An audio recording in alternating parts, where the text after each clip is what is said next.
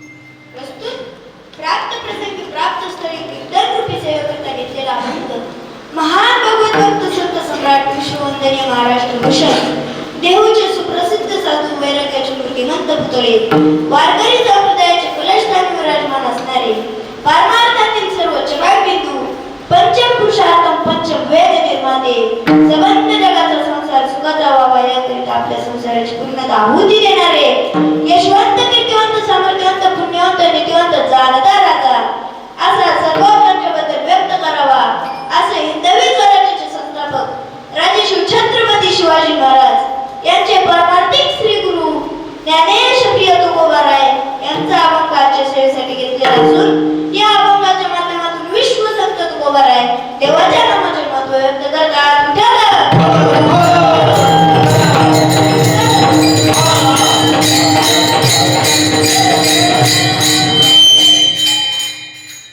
अभंगाकडे वळण्यापूर्वी अल्पासा पर्याय द्यायचा तो म्हणजे असा की आपल्या आळंदी पुण्यनगरीमध्ये सिद्धपेठ येथे नरसिंह भगवान वारकरी शिक्षण संस्थेमध्ये चालू असलेला हा पंचदिनी हरिनाम सप्ताह आणि त्या सप्ताहातली माझी या वाटेला आलेली पहिल्या दिवसाची सेवा हे माझे मी परम भाग्य मानतो. माझं पामराची काय तर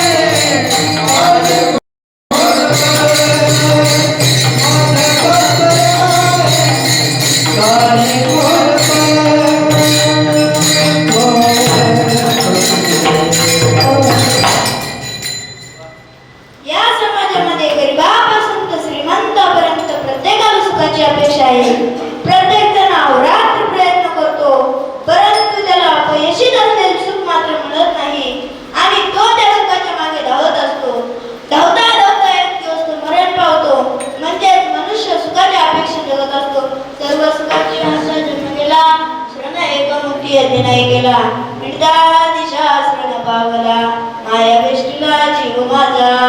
म्हणजे मनुष्य सुख मिळवण्याचे माध्यम संसार करतो.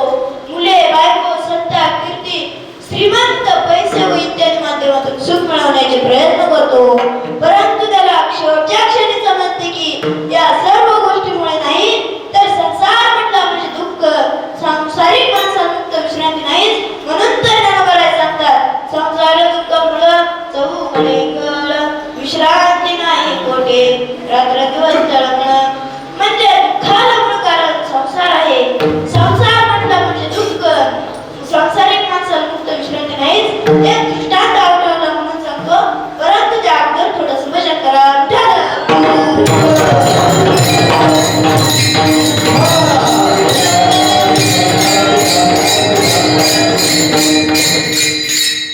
एकदा एक मनुष्य रस्त्याने पायी जाऊ लागला. जाता जाता त्याच्या मागणे सायकलवाला आला आणि त्याला पाहून त्याच्या मनात विचार आला की हा मनुष्य आपल्यापेक्षा अधिक सुखी असावा, आपणही एक सायकल घेतली पाहिजे. म्हणून त्याने एक सायकल घेतली आणि आता रस्त्याने जाऊ लागला. जाता जाता त्याच्या मागणे केमिटीवाला आला. त्याला पाहून त्याच्या मनात विचार आला की अरे हा मनुष्य आपल्यापेक्षा सुखी असेल, आपणही एक केमिटी घेतली पाहिजे. मग त्याने एक केमिटी घेतली आणि आता जाऊ लागला. जाता जाता त्याच्या मागणे मोटरसायकलवाला आला. त्याला पाहून त्याच्या मनात विचार आला की हा मनुष्य किती सुखी असेल, आपणही एक मोटरसायकल घेतली पाहिजे. मग त्याने मोटरसायकल घेतली आणि आता जाऊ लागला. जाता जाता त्याच्या मागणे कारवाला आला आणि त्याच्या शेजारी कार उभी केली. मग तो म्हणाला की वा, काय सुखात बसला आहे तो माणूस, ना ऊन ना पाणी, आपणही एक कार घेतली पाहिजे. मग आता कार घेतली आणि आता रस्त्याने जाऊ लागला. एके सिग्नलच्या ठिकाणी फुल ट्रॅफिक मध्ये त्याची गाडी अडकली आणि आता तो विचार करू लागला. तेवढ्यात वरून जाणाऱ्या विमानाकडे त्याचे लक्ष गेले आणि तो म्हणाला की काय काय सुखात असतील ते विमान प्रवासी, आपणही एकदा विमान प्रवास केला पाहिजे. त्याने ती गाडी तिथेच सोडली आणि धावत तो विमानतळावर गेला. विमानाचे तिकीट घेतले आणि आता विमानात जाऊन बसला. विमानतळावर निघाले, उंच आकाशात गेले आणि तेवढ्यात वरून त्याची नजर खाली पडली. एवढ्यात तो म्हणाला की यदा कदाचित हे विमान जर का जमिनीवर कोसळले तर आपल्या घरच्यांना आपली रॅक सुद्धा मिळणार नाही.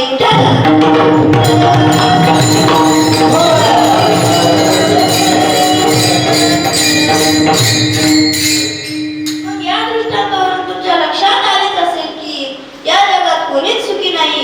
अहो, गरीबाला वाटते की मी श्रीमंत झाल्यावर ते झोप उडवते, परंतु पडीत होता तेव्हा त्याला श्रीमंतीत दुःख भोगावे लागले. पडीत होता जेव्हा श्रीमंतीत त्या दुःख भोगावे लागले. मग या जगात सुखी कोण, तर ज्याच्या अंगात देवाचे नाव आहे तो सुखी. कारण तुम्हाला माहिती असेल किंवा एखाद्याची तोंडून ऐकले असेल की या कलियुगामध्ये या जन्मात केलेले पाप या जन्मात व याच ठिकाणी भोगावे लागते.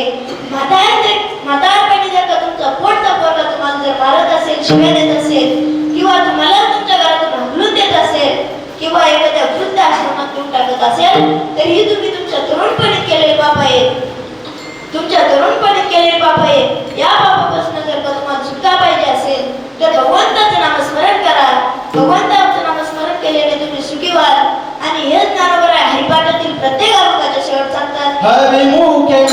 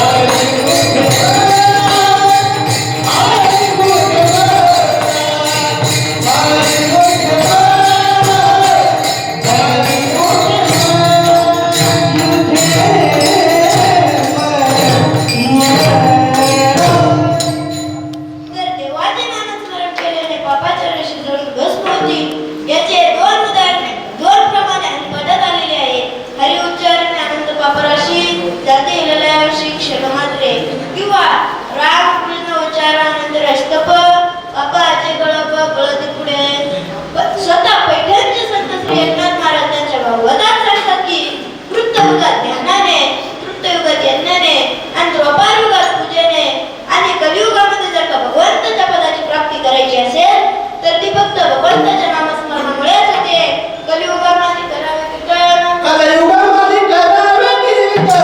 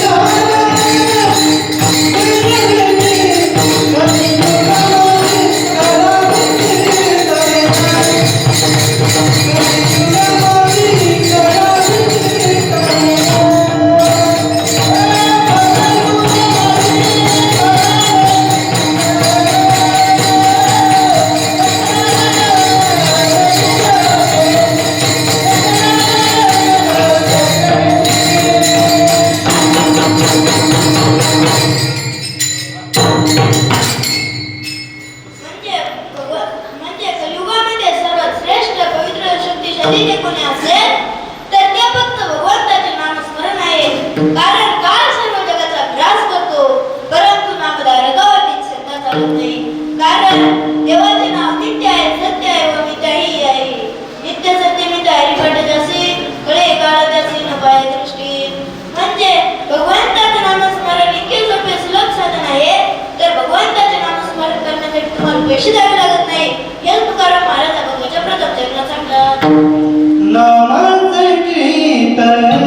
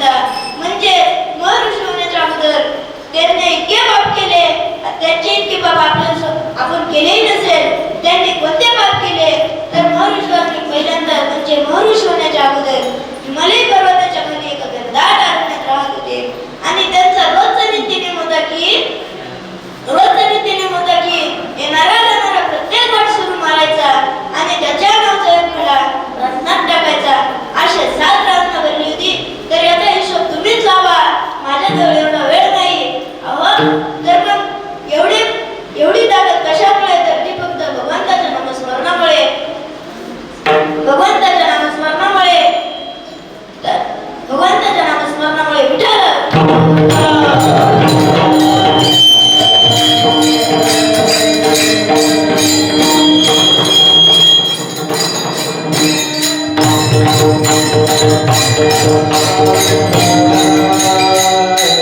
भगवंताच्या नामस्मरणाचा महिमा मी तुम्हाला एवढा सांगितला तर तुमच्यासमोर प्रश्न निर्माण झालाच असेल की भगवंताचे नामस्मरण कोठे व कसे करावे हे तुकाराम महाराज अभंगाच्या कृतीने नरगती साया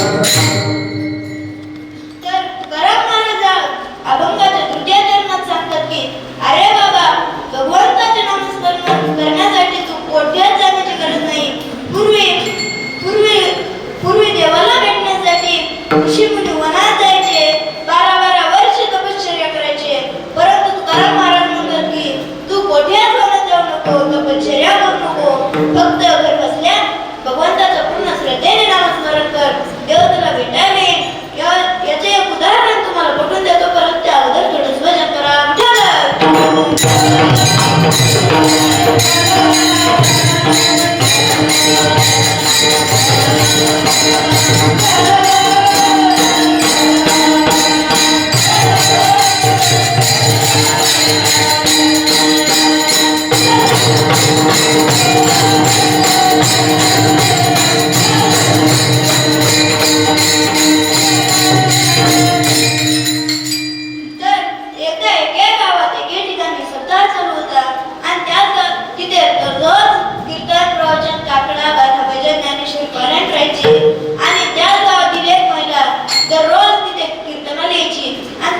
धार्मिक असल्यामुळे तिला पारमार्थिक कार्यक्रमाची आवड होती आणि एके दिवशी असा प्रसंग घडला की त्या गावाच्या नदीला पूर आला आणि ती महिला जी यायची तिची वाट सुद्धा त्या नदी ओलांडूनच यावं लागत होती आणि मग त्या नदीला पूर आला आणि ती म्हणाले की आज आपल्याकडून कीर्तन प्रवचन गाथा भजन ऐकणं होणार नाही आणि परंतु आपल्याकडून आज ज्ञानेश्वरी पारायण घडणार नाही आणि मग तेवढ्यात तिला लक्षात आले की काल कीर्तनकार महाराज म्हणले होते की भगवंताचं पूर्ण श्रद्धेने नामस्मरण केलं तर भगवंत तुम्हाला भेटायला येतो तिने पूर्ण श्रद्धेने भगवंताचं नामस्मरण केलं आणि आश्चर्य म्हणजे काय तर भगवान परमात्मा तिच्या समोर उभे आणि तिला जसं पाहिले तसेच तिच्या डोक्यावर भगवान परमात्म्याच्या चरणावर ठेवले आणि म्हणाले की परमात्म्याने तिला उठवलं आणि म्हणाले की मला का बरं बोलवलं तर तिने ते नदीचं सर्व सांगितलं आणि मग परमात्मा म्हणाले की या नदीचा विचार सोडून दे आणि माझं पूर्ण श्रद्धेने नामस्मरण कर तुला नदीच्या पाण्याचा स्पर्श देखील होणार नाही आणि आश्चर्य म्हणजे काय तर तिने पूर्ण श्रद्धेने भगवंताचं नामस्मरण केलं आणि ती त्या नदीच्या पाण्यावर चालू लागली आणि डबल येता वेळेस कीर्तनकार महाराज लागले रस्त्यात जाऊ नका त्या नदीला खूप पूर आला आहे तुम्ही डुबून मरसाल तर मग ती म्हणाली की मी मरत नाही तुम्हीही चला माझ्यासोबत आणि तिने पूर्ण श्रद्धेने नामस्मरण केलं नदीच्या पाण्यावर पाय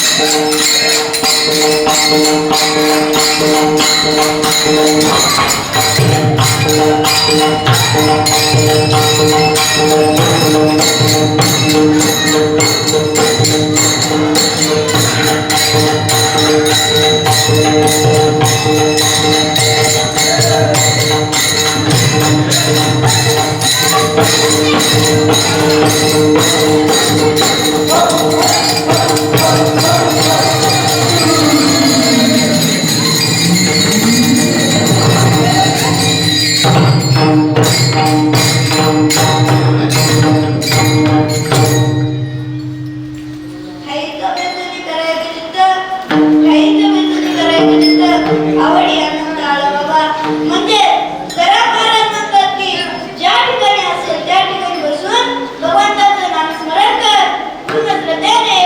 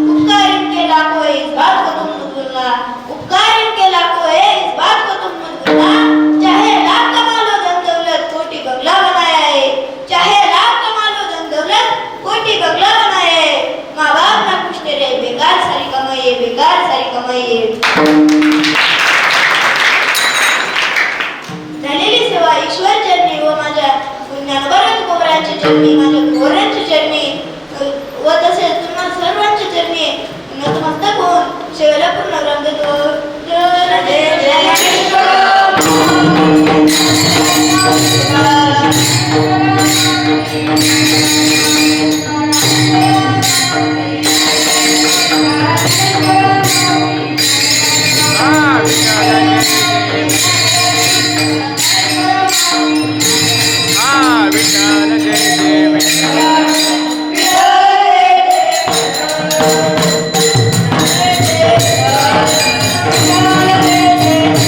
हा बोल